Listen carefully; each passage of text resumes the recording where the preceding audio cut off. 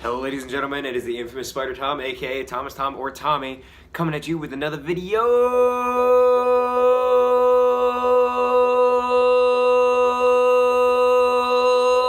I'm just messing with you.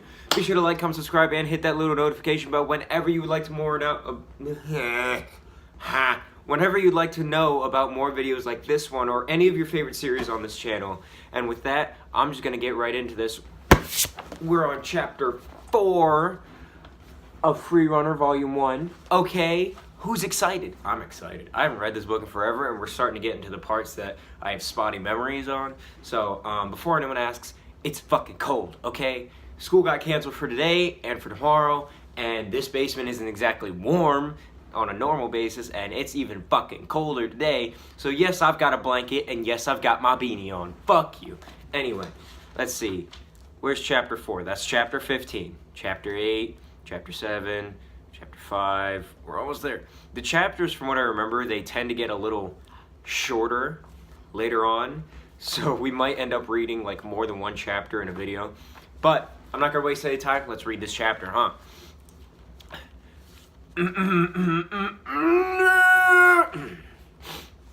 That night I got home and Nikolai was working out. "Hey, superstar," he said, letting the barbell go onto its post.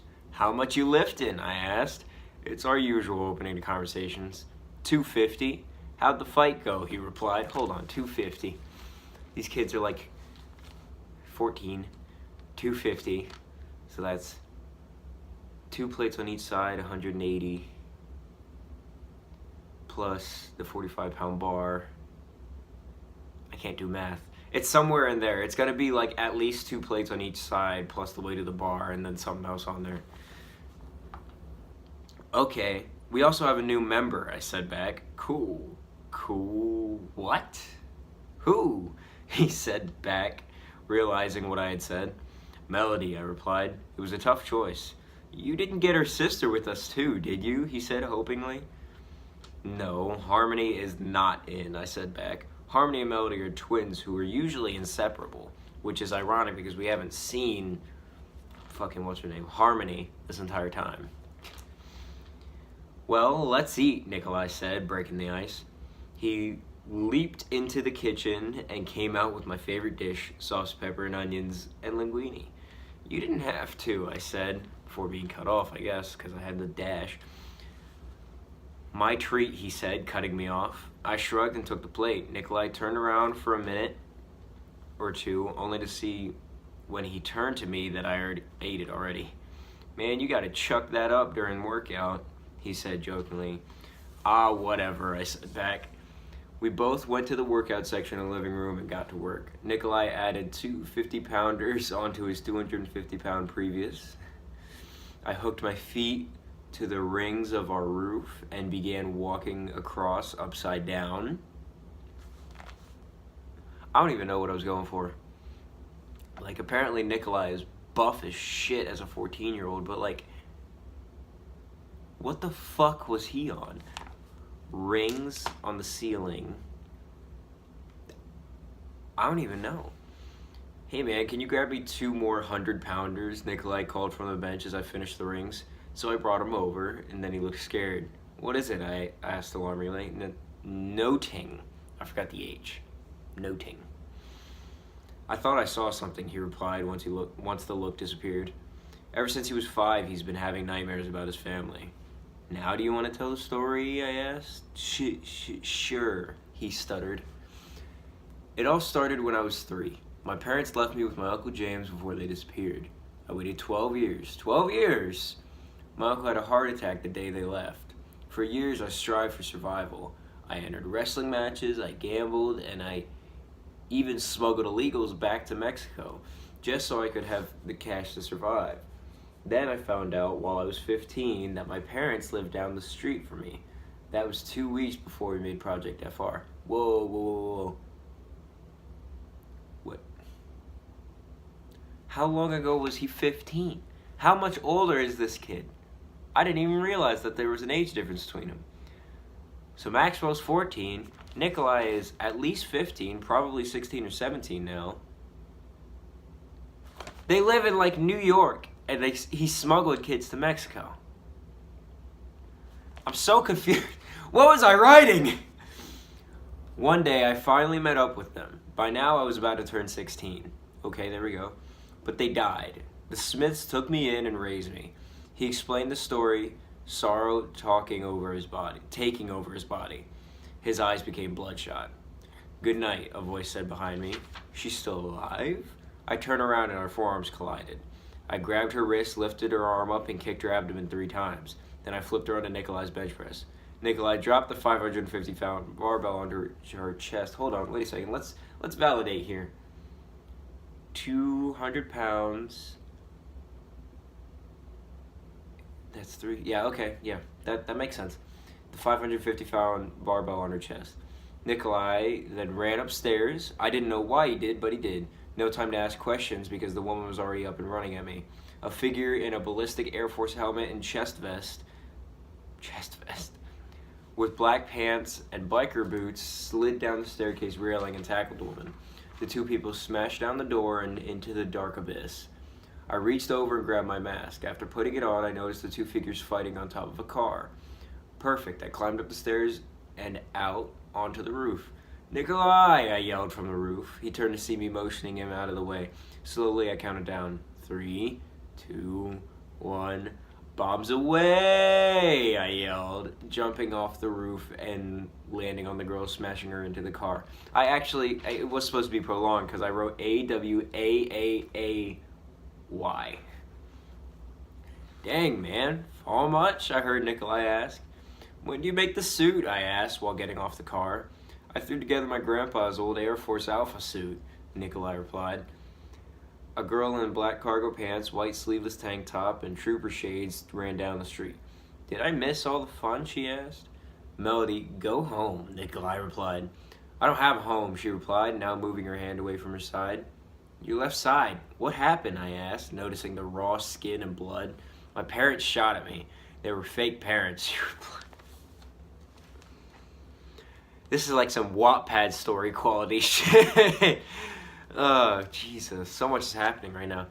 Well, I'm not surprised they were fake since they shot you, I replied. Where's your sister? Nikolai asked.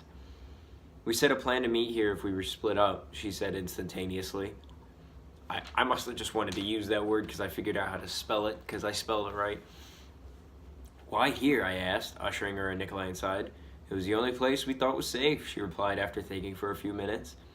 Who was the attacker anyway? Nikolai had asked. Her name is Linda Fisher. She must have escaped prison once she heard about my parents, I said, thinking how she knew where I was.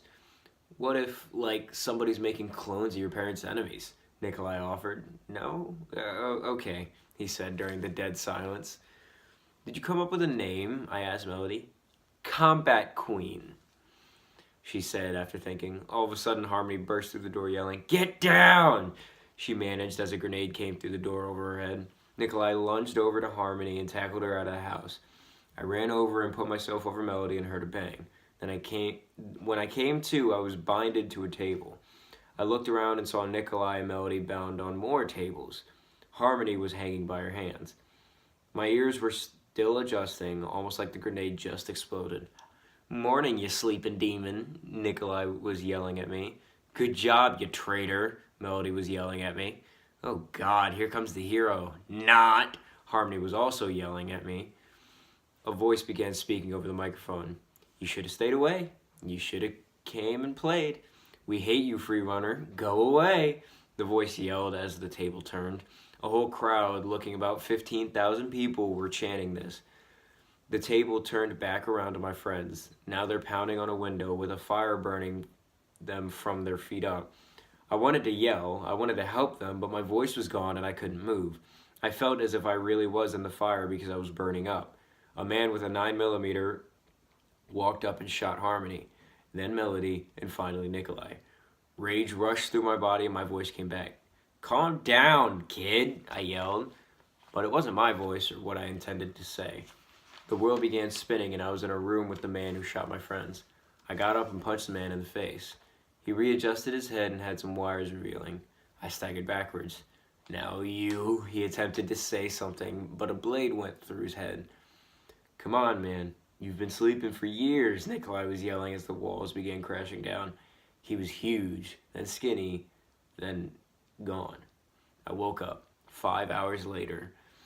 Well, that's like a narrator thing. 5 hours later, ... Where's everyone? I've been searching everywhere and I haven't found anyone. Nobody in the streets, but I hear something coming from the city. I hopped into Nikolai's convertible and drove as fast as I could towards the city. Then I saw it. Helicopters circling around the city, shooting at anyone not wearing the Soren Army uniform. The Soren Army is a gang, very powerful. Here's what everyone has to wear.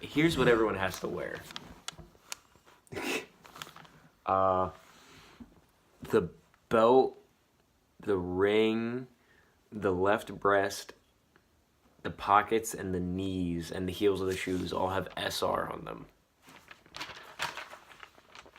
How long have I been out? What happened? Then it happened. The chopper spotted me. I didn't see it, but it saw me. The convertible exploded, excruciating pain surging through my arms and legs. Lights fading, dark. Whoa. That was an intense chapter, wasn't it? That ended on page 40. We're going on to chapter 5 after this. Woo! That was heavy, wasn't it? That is like a convoluted mess, and I'm not gonna lie, originally this was just called like Freerunner Volume 1, and then I added, well, it was originally Freerunner Volume 1, the beginning.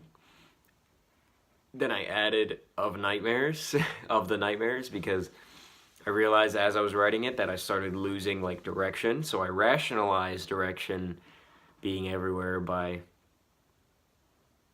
making a bunch of nightmares. So I don't think it will make more sense as time goes on, so I'll just have to explain what was going on in the head. So what happened there was, like, the grenade went off, and then he went into a nightmare. And then he shifted into another nightmare, and then he woke up after, like, a kind of coma thing. So, like, right now, the whole Soren Army thing, from what I remember, is real-world happening, so... Alright, ladies and gentlemen, thank you for tuning into this video. My name is Thomas Tom or Tommy, or you can call me the infamous Spider Tom, and I hope you have a wonderful day. I will see you next time.